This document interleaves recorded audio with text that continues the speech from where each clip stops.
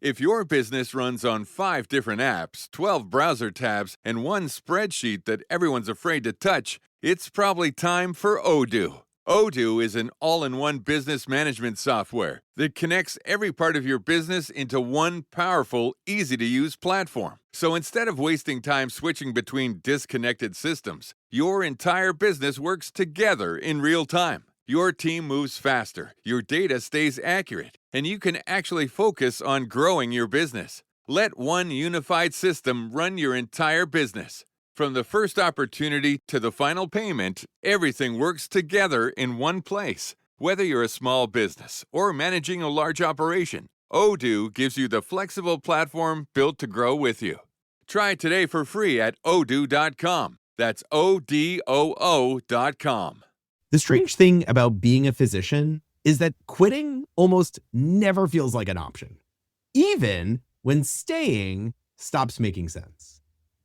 We push through training because we're committed. We keep our clinic templates full because access is tight. We pick up the extra shifts because someone has to. We keep going because that's who we are. Being reliable matters. Being competent matters. Being someone patients and colleagues can count on matters. And most of the time, continuing is exactly the right decision. Until one day, something starts to feel different. Maybe a little heavier than it used to. You open the schedule and your first reaction is an effort. It's hesitation. You catch yourself hoping for a cancellation. Another administrative email comes through and you skim it faster than you used to, or maybe even delete it before you read it. Clinic still runs smoothly, patients still do well. By most measures, everything still looks really good. But then there's a question that shows up. Am I still doing this because I still want to?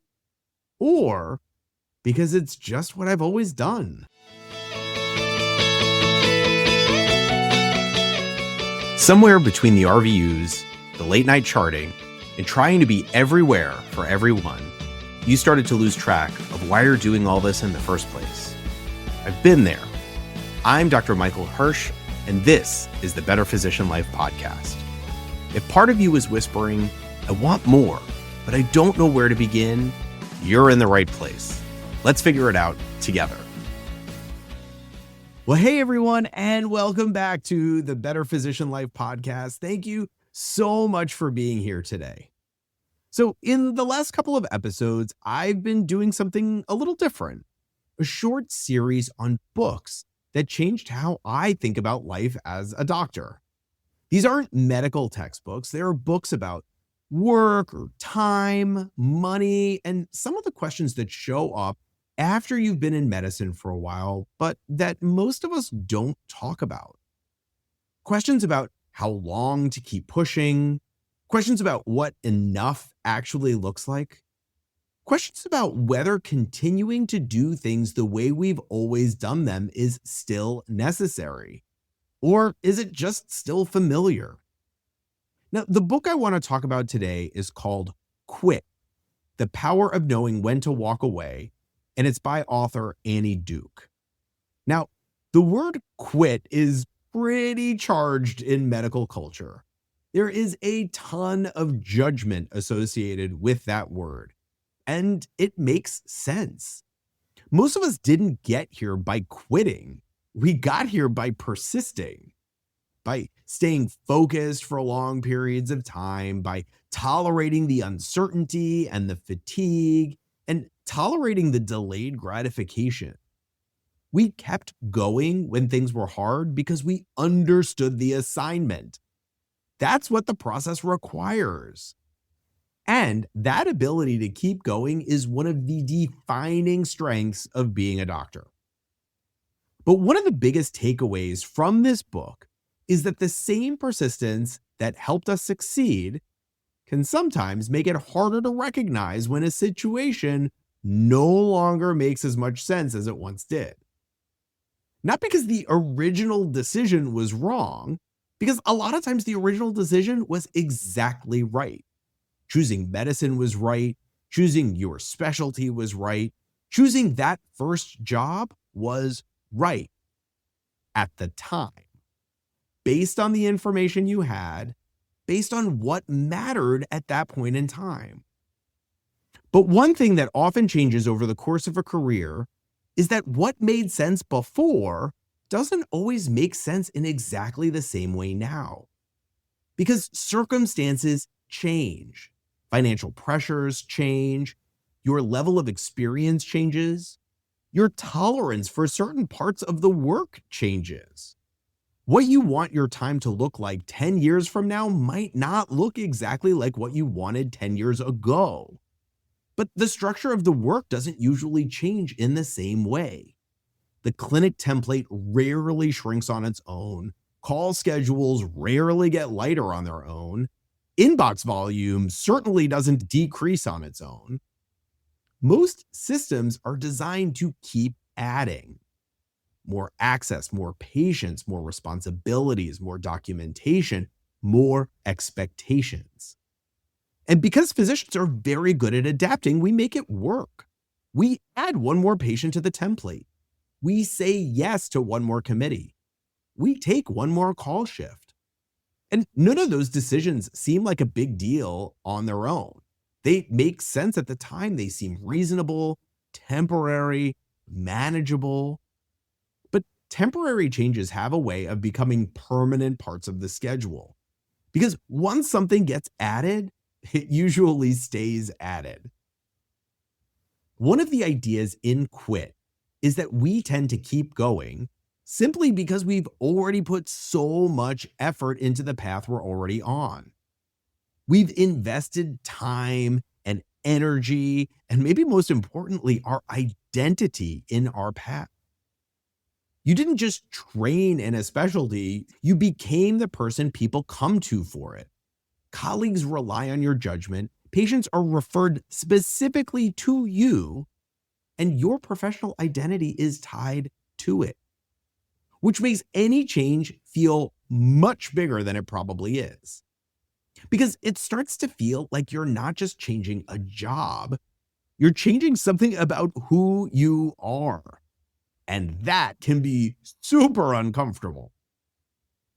Even when the change makes sense, even when the change might make your day-to-day feel more manageable, even when the change just matches where you are now compared to where you were earlier in your career. Instead, what many of us do is double down, work a little harder, try to become a little more efficient, see if we can make the current structure work just a little bit better. Duke calls this escalation of commitment. When something isn't working as well as we expected, our instinct is usually to invest a little more to make it work. More effort, more time, more energy. Because we want the original decision to work. Because we've already put so much into it. And physicians are particularly good at this because we're used to things being hard. Hard has always been part of the process. Training was hard. Boards were hard. Getting started in our practices was hard. So when the day starts to feel a little more draining, the automatic assumption is often, this is just another phase that requires more effort. So we keep pushing, working a little faster, staying a little later, trying to solve structural problems with personal effort. And sometimes it works, but sometimes it just makes the day feel more packed without really fixing the underlying problem. So we get better at managing the current structure. We become more efficient, we learn the shortcuts, we refine our workflows, we figure out how to move through the day with just a little less friction. And physicians are very good at this too. We make the system work, even when the system isn't working especially well. But the more we focus on optimizing what's already in front of us, the less often we step back and ask whether the structure itself still makes sense. Duke describes this as the balance between exploiting and exploring. We improve the current role, we make the current schedule work as well as we can. We figure out how to keep the day moving because exploration takes time. And time is usually the one thing that feels the hardest to find, especially when the schedule is already full. Looking at different practice models, different schedules, different ways of structuring clinical work, that takes time. And time is already tight. So most physicians just keep focusing on making the current structure work, even when they're not completely sure it's still the best fit. Not because the situation is terrible, but because it's familiar, predictable. You already understand where the friction points are, and medicine trains us to value that stability. One of the challenges here is that most physicians never clearly define what would actually prompt a change. We just keep adapting, taking on a little more, adjusting a little more, absorbing a little more. One of the useful ideas Duke talks about is setting decision criteria in advance. In clinical medicine, we do this all the time. If the patient doesn't respond to the treatment, we adjust it. If the numbers change, we reassess. If the situation evolves, we reconsider the plan. We define very specific signals that would prompt a change in course. But in our careers, most physicians rarely define what would actually prompt us to reconsider the way we're working. How much call is too much? How much inbox is too much? How much pressure in the day is too much? If we don't define those limits ahead of time, the default is usually just to keep going. Because physicians are very capable of absorbing more, often more than is actually helpful. Another challenge is that the trade-offs are hard to see when you're in the middle of the work. Every additional clinic session, every additional responsibility, every additional commitment, now that time has to come from somewhere else. Time with family, time to relax, time to think clearly, time to consider what you might want the next phase of your career to look like. It's important to remember that exploration, just looking at options, does not mean you have to change anything. Sometimes looking around just confirms that your current structure still makes sense for right now. Sometimes it highlights small adjustments that could make the day-to-day feel a little more manageable. Sometimes it just removes the question of whether something better might exist. One of the more uncomfortable parts is that even considering change can feel like letting go of a version of yourself that made sense for a really long time. The version of you who said yes to everything. The version of you who absorbed every increase in workload. The version of you who built your career by always being available. That version of you was useful, maybe even necessary, but it may not be the only version that fits going forward. Many physicians assume something has to be very wrong before change feels justified. I have to feel burned out, or there has to be significant conflict, or I'm just going to have to be completely exhausted before I make a change. But often the earlier signals are much more subtle. It can be something like the day takes a little more effort than it used to. Things that never used to bother you start to feel more draining. The structure of the work doesn't seem to fit quite as well as it once did. These things are subtle. They're things that can be easy to ignore if you just put your head down. Because everything still looks good on paper, nothing is obviously broken. Which is exactly why many physicians don't really step back to look at the question closely. They just keep going. Because continuing feels responsible. It feels professional. Continuing feels consistent with who we've always been. But sometimes The more useful question isn't whether you can keep going, it's whether continuing exactly as you are is still necessary. Or maybe you're just doing it because it's still familiar. If some of these questions have been showing up for you, if you've been thinking about these things, it can be helpful to have dedicated space to think them through.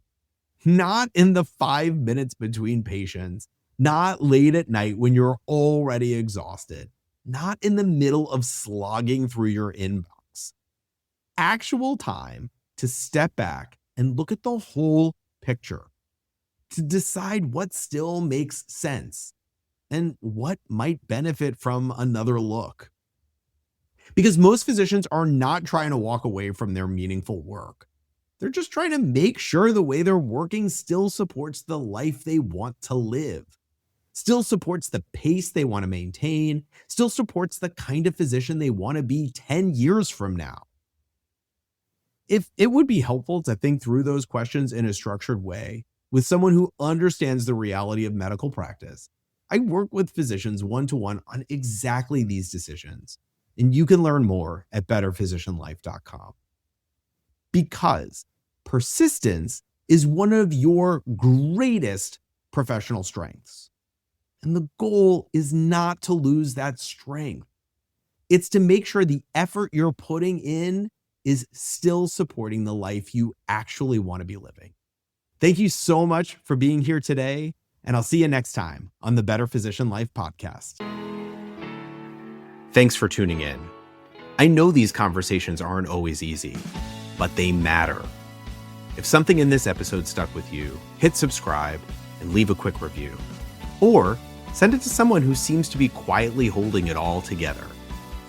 You're not too late, and you're definitely not alone.